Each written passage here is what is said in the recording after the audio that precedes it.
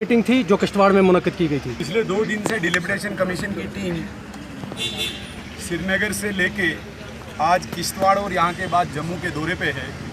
आज चूँकि पूरे अर्स्टवाइल डोडा जिसमें 3 ज़िले रामबन, डोडा और किश्तवाड़ है, यहाँ के रिप्रेजेंटेटिव्स को बुलाया था और इसी कड़ी में भारतीय जनता पार्टी की एक टीम, 5 लोगों की एक टीम इन तीनों ज़िलों से मिले हम और पार्टी की तरफ से हमारे 2-3 जो बिंदु थे, जो 2-3 इम्पॉर्टेंट पॉइंट्स थे, उनको हमने रेज़ किया।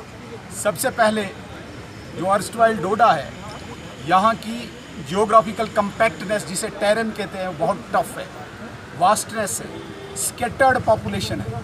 इसलिए इन तीनों ज़िलों की जो पॉपुलेशन है उसको कंपेयर नहीं किया जाना चाहिए प्लेन की पॉपुलेशन से। जब ये डिलिमिट करेंगे सीट्स को, जो यूनिफॉर्मिटी हो, यूनिफॉर्मिटी यहाँ पे नहीं होनी चाहिए, क्योंकि यहाँ पे जब डोर स्टेप पे हम गवर्नेंस देने की बात करते हैं, उसके लिए लोगों तक पहुँचने के लिए एक विधायक को, एक एमएलए को बहुत मुसीबतों का सामना करना पड़ता है।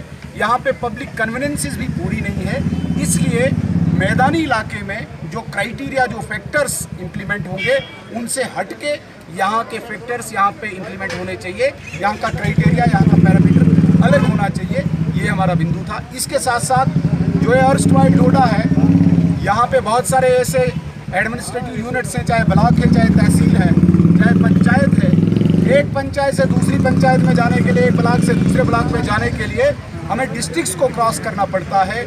इसलिए जिस प्रकार से ये कहा जाता है कि with in district he seats को डिलिमिट किया जाएगा, हमने रेज किया कि अक्रॉस डिस्ट्रिक्ट इस पूरे अर्स्टवाइल डोडा को अलाउ किया जाना चाहिए। यहाँ पे वाटरशेड का जो चिनाब दरिया बहता है, दोनों तरफ चिनाब दरिया के पूरा अर्स्टवाइल डोडा है, इसको मद्देनज़र रखते हुए, इसको ध्यान में रखते हुए अक्रॉस डिस्ट्रिक्ट जाना चाहिए। एक और, जिस प्रकार से 2011 की सेंसस हुई है, उसमें काफ़ी ज़्यादा फजिंग हुई है, काफ़ी उसमें फ्रॉड्स हुए हैं। बहुत सारे ऐसे विलेजेस हैं जम्मू कश्मीर में जिसमें एबनॉर्मल इंक्रीज़ है पॉपुलेशन का। इसलिए population should not be the sole criteria for this delimitation.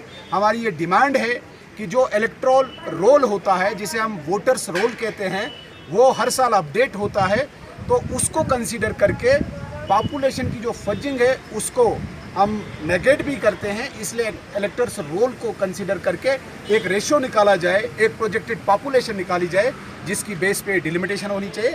यही पॉइंट्स आज हमने डिलिमिटेशन कमीशन के सामने रखे। अपोजिशन जमात का इल्जाम आ रहे हैं। आपसे भी और उनसे भी एक सवाल पूछता हूँ। अभी डिलिमिटेशन कमीशन, अभी तो बच्चा पैदा हुआ ही नहीं, आपने नाम रखना शुरू कर दिया।